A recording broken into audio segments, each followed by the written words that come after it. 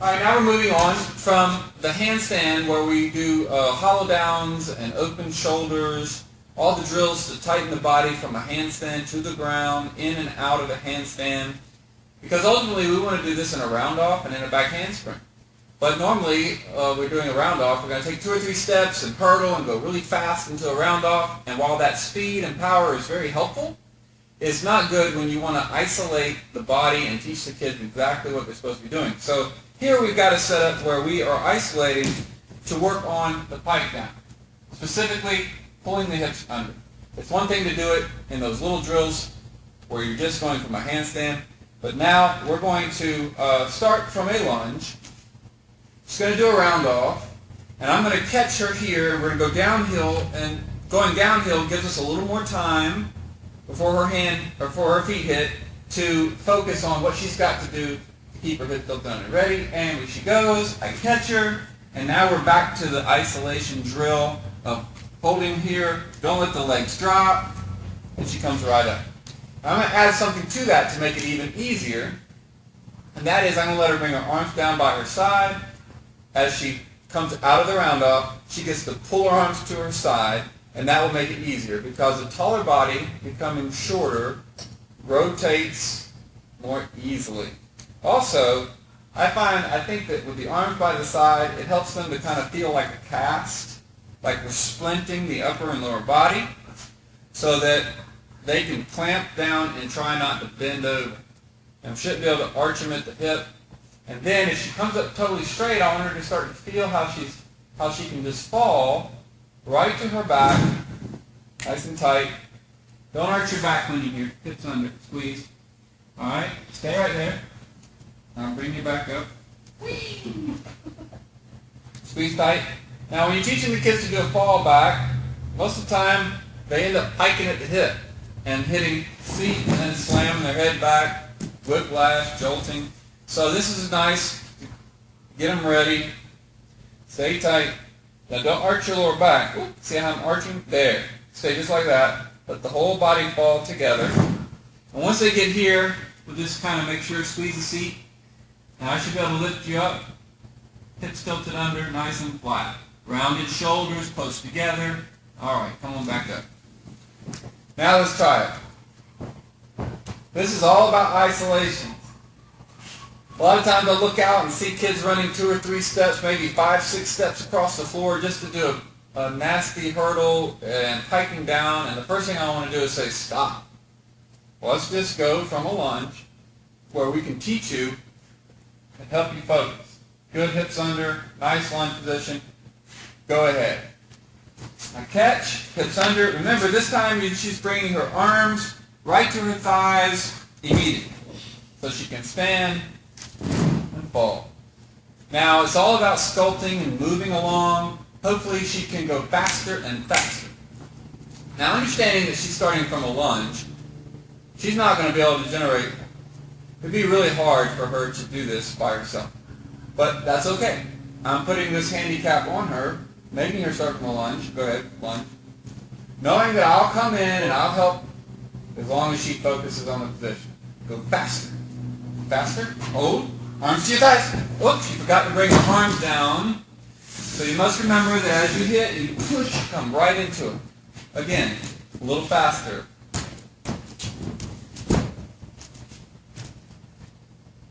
Ready, and go. Snap. That was a good one right there. Oh, now she tightened up, so I can let her go. And come on up. All right, we're going to assume that we got this. So now, instead of going from a lunge, she gets to start from a tendu position, stretch tendu. Now she can step and go faster. And I'm hoping that I might, instead of being able to come in like this, I might be able to just spot with this hand. If she's focused, I can spot with this hand and it'll still work. Ready? Now we're not stopping. I'm not holding you. Ready? Go. See how I switched my spot? And it did still work. Round and fall. All right, come on. That was good. So I have one hand that's going to grab her shoulder, the other hand that comes under her belly, and the idea is that if she's going like this, when my hand hits her belly, she'll lever. But if she's not tight, my hand on her belly isn't going to help her at all. Ready? Go. Nice. That was really good. That was a lot of improvement. Okay, now let's just get a reality check. I'm going to move away and say, now do it on your own.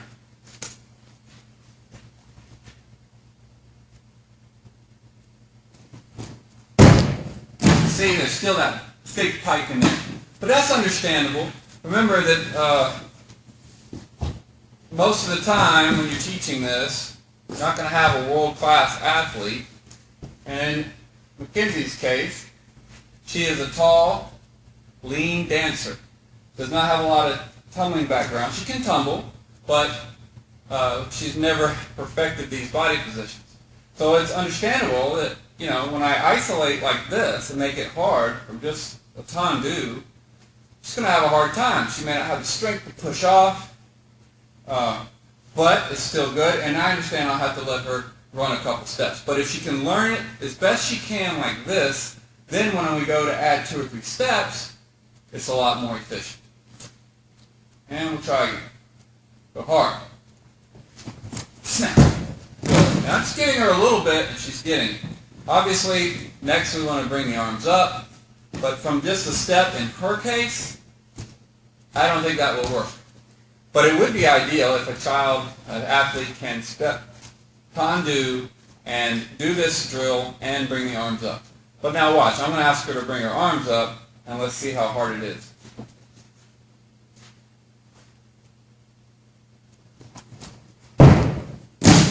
Alright, and actually it's still good. But you can tell she's bent over and her arms are down. But the reality is, we have to mix it up. Well, go forward some, and then we back it up and work these basics again. Alright, so now we've added a second mat, so we have more runway to work with. Reviewing, we just got done doing it from a lunge to a round off, to a tendu, round off. Now we're going to go from a power hurdle. This is the next. This gives her a little more power. Starts with 2 feet, swings the arm, jumps, freeze in a lunge. Let's just do that first. Once you come forward a little bit more, right about there, that should be about right for you. Remember, you're doing a power hurdle.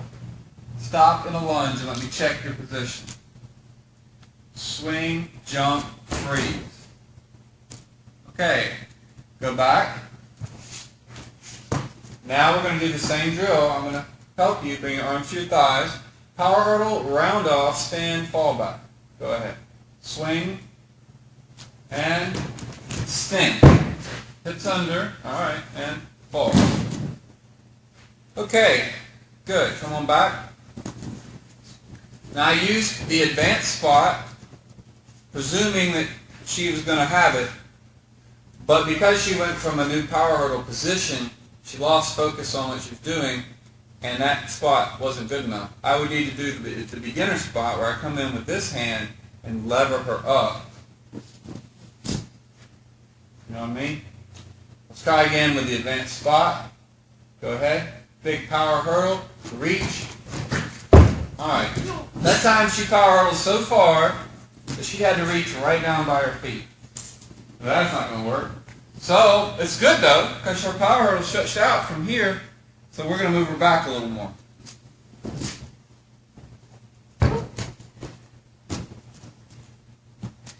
Now we're spending a lot of time on spacing because we started with little to nothing, a lunge, and we're adding. And we have to spend time with spacing because we can't be too cramped up. Whatever we're going to do, we want to do it stretched out, or we have angles in the body. So now, hopefully, she's far enough stretched out. Remember, you want a big lunge, hurdle, hands, arms by your thighs, stand and fall. Ready? And go. There. That was nice. Spacing was great. Let's do it again.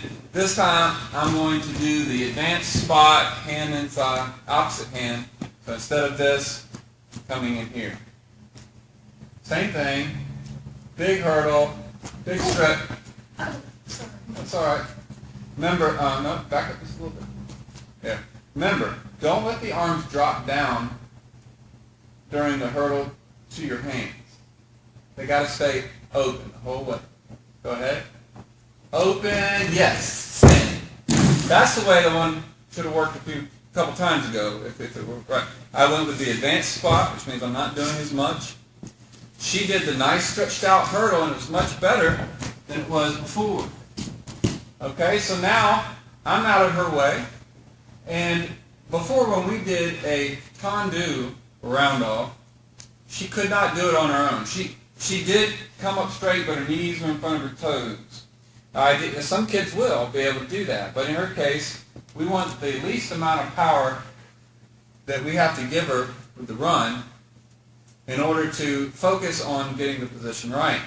So I'm thinking that maybe now this is it. This is this athlete's sweet spot, hopefully, where she can work to get the position. Power hurdle, stretch out, make sure you open the shoulders, don't drop the hands. After you push off, then drop the hands, stand and fall back. Stand. Okay, good. And I think you get more comfortable with that. She'll get quicker, faster, and the whole idea, the whole goal is when her feet land, she already be in a falling position. It can't be like this. Matter of fact, all these kids that are doing round-off back handsprings, and you see the coaches spotting them out of the round-off, and they're landing the round-off either bent over or say they're straight, but they're slightly forward. They're really not ready to connect the back handspring. Now, kids can do it, but it's not the kind of technique that we really want. We would be doing it with compromising technique. So what we want is to do this drill and land past vertical so that this fall back is just a natural thing. There's no bending over going on. So you're going to do it again, and hopefully she gets a little better at this. And she does a big hurdle. Don't drop the hands. And let's see if she can come up straight. Go ahead. Pull. All right. So if we stopped her, she's kind of about like this, but it's better than that. All right, so we would just continue working this, but the idea is after she gets it right is to go ahead and do the round off with the arms up. So now I want you to do step hurdle, round off. Go ahead and bring the arms up. We're not doing this because she's ready, because we didn't pass the last step, but let's just see what it looks like. Go ahead. So hurdle, arms up, stand, arms up.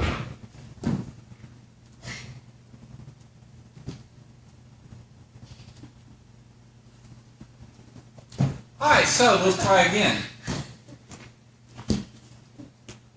She never quite passed the last level, but we're going to go ahead and give her some speed. Let her go we're going to let her try to bring her arms up. It's not logical to do this yet because she hasn't passed it with her arms down. She's still bent over some. She needs to be falling.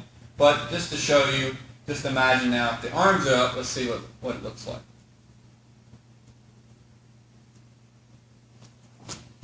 Arms up. Alright, but her arms are down. And that's okay right now. She needs to get it with her arms down, and then we'll bring her arms up. Can you do it with your arms up? Yes. You brought your arms come down. Oh. We're going to try this again. I'm going to cut all that out from the video because I just want them to see it now. A round off with your arms up. Alright, so if she accomplished the last level with her arms down and she's standing up straight and she's kind of falling, now we would say let's bring your arms up out of the round off, come with your arms up instead of down. Keep in mind she's not ready for this yet, but I need to show it. This as a progression. Or you could prove me wrong and you could do it right. Go ahead.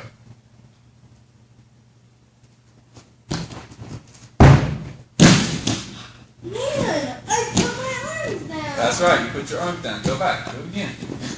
I'm going to cut all that No, out. not. Let the whole world see that you did it with your arms down. Yes, let's see if you can do it with the arms up. This is your chance to prove your coach wrong. Can you do it with your arms up? Open shoulder all the way down, push and bring your arms up with you. Okay, there you go. That was the best. That was better. All right.